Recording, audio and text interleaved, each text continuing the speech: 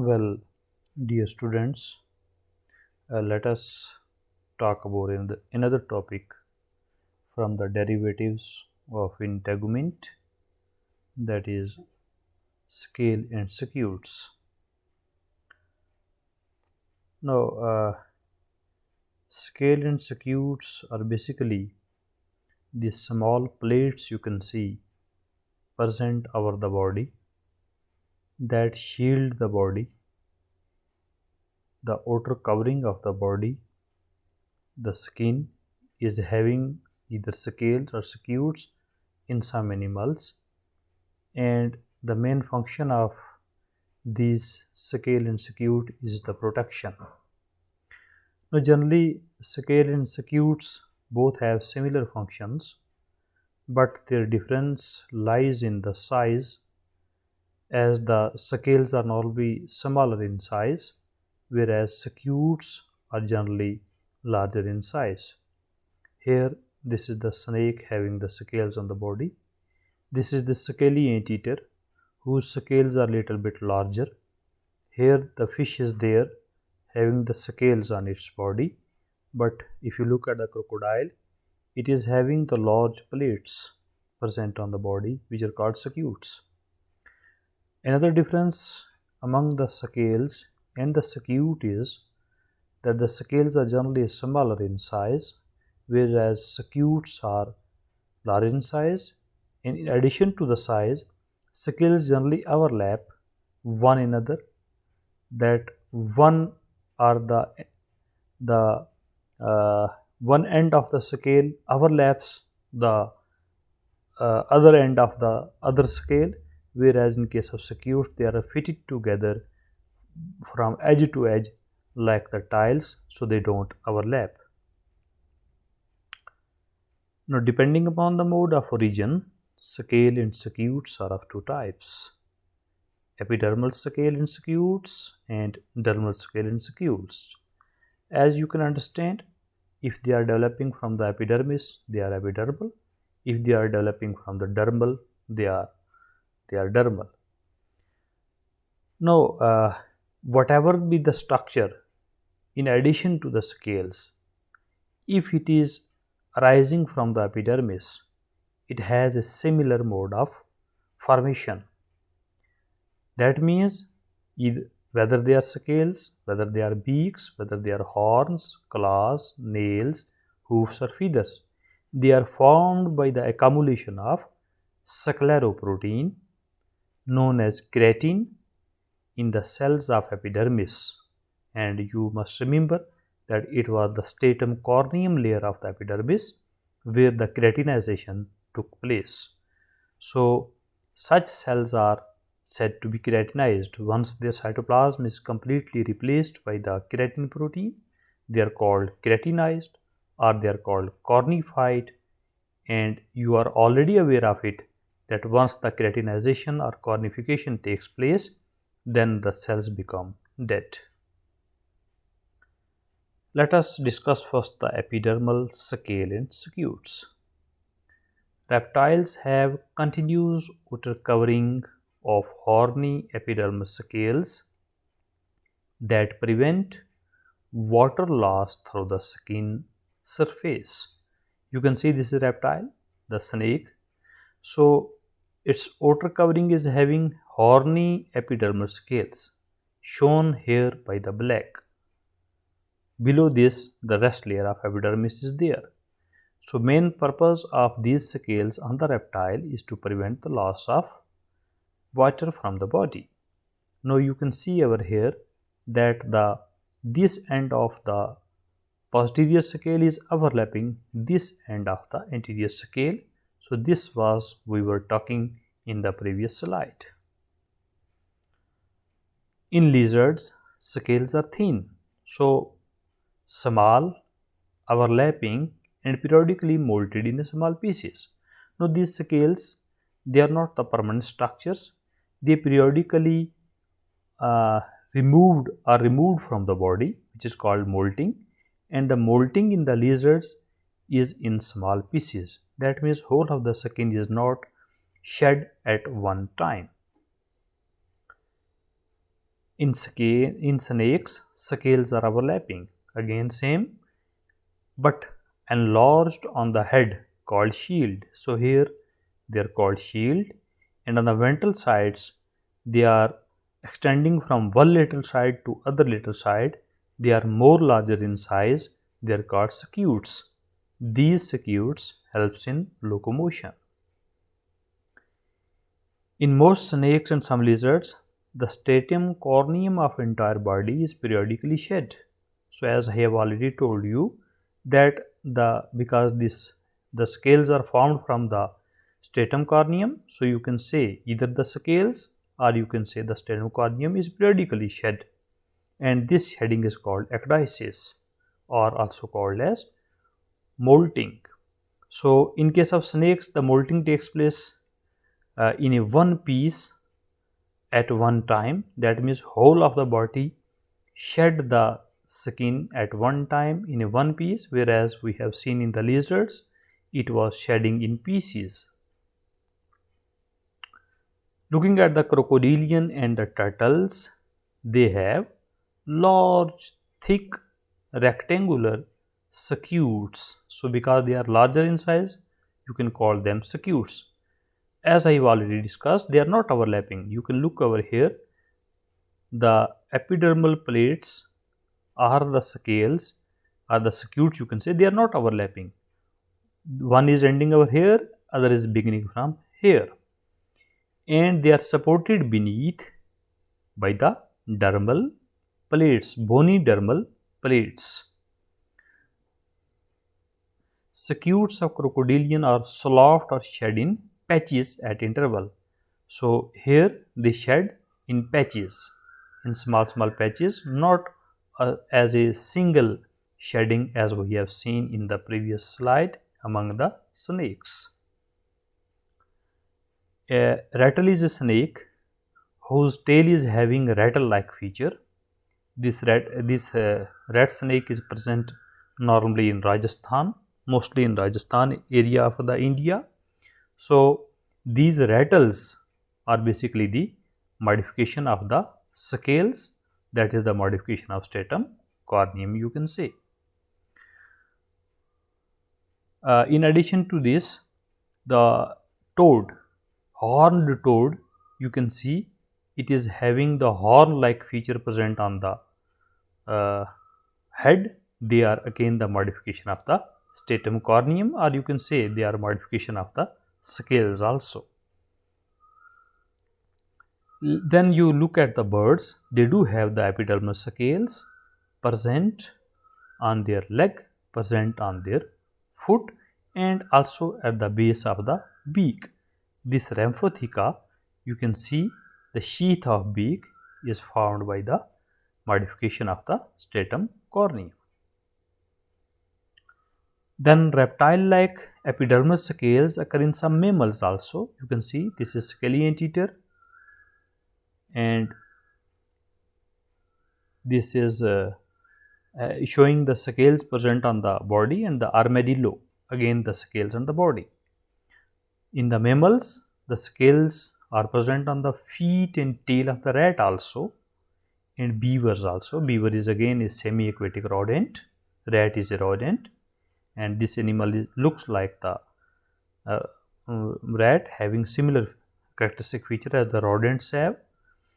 The large scales on the body of scaly anteater undergoes ecdysis individually. So here the shedding is individually. One scale will shed periodically after some time, one by one, not as a whole shedding from the in a single piece from the body. In armadillos, the large scales are fitted together in the form of the plates, and they are forming the bands on the body. They do not molt. Now, the second type of scales were the dermal scales and the scutes. Bony structure also developed from dermis. So, because the scales and the scutes, they are bony structure having hard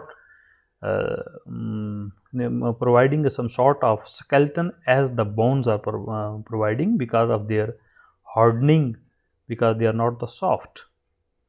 In contrast to the horny epidermal scales, the bony dermal scales are not shed. This is another difference between the epidermal scale scutes and the dermal scale scutes, that dermal scale scutes do not shed, but they increase in size during the life by the addition of new bone, that means by the addition of new material to the scales.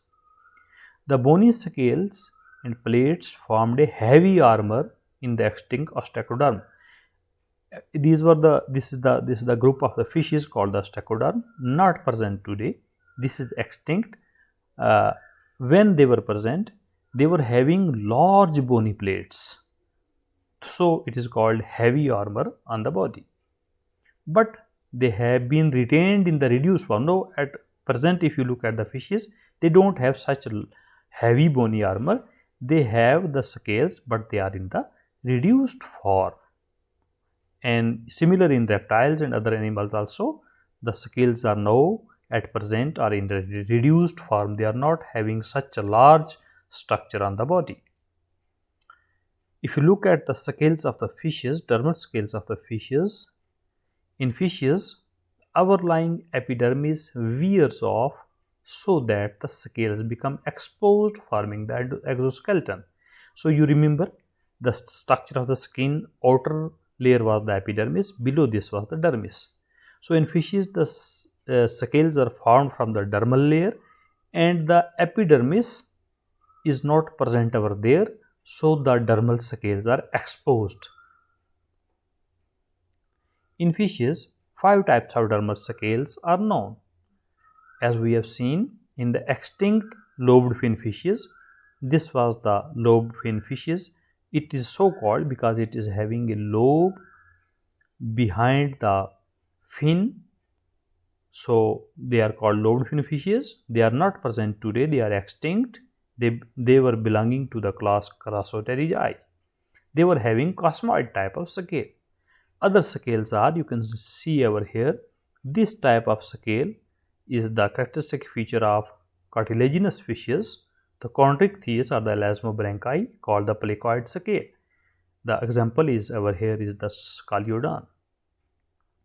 Then other type of scales are ganoid scales, so having this type of structure. Then the cycloid scales having this type of structure, and the ctenoid scales, they are called ctenoid because they are having the spine or the teeth on its surface. So all these three are present in the bony fishes. Now, among other tetrapods, if you look at the dermal scale and scutes, dermal scales are also called bony plates measuring 1 to 2 mm called osteoderm.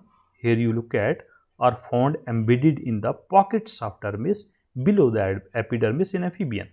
Now in the fishes, epidermis was not present, so the scales were exposed. But in the amphibians, the epidermis is intact, so the dermal scale is lying below the epidermis, embedded in the skin. It is not exposed, and they are called the osteoderm. A few lizards exhibit small dermal scales. Lizards do have the dermal scales. Previously we have discussed they were having the epidermal scales, but few lizards also have the dermal scales. Again, crocodiles and alligators have many oval bony plates embedded in the dermis of back and neck. So it is not because they are not exposed, so you cannot see them externally, but they are present below the epidermis, embedded in the skin, as you can look over there. They are covered over by the epidermal scales also. Dermal scales and scutes in turtles. Below harmi epidermal scutes, when you look the turtle from the external view, then at the outermost you are having the epidermal scales, but below them there are present large bony plates, like you can see over here. Large bony plates, they are embedded within the skin below the epidermal scales, and they form a they are called the ostracoderms.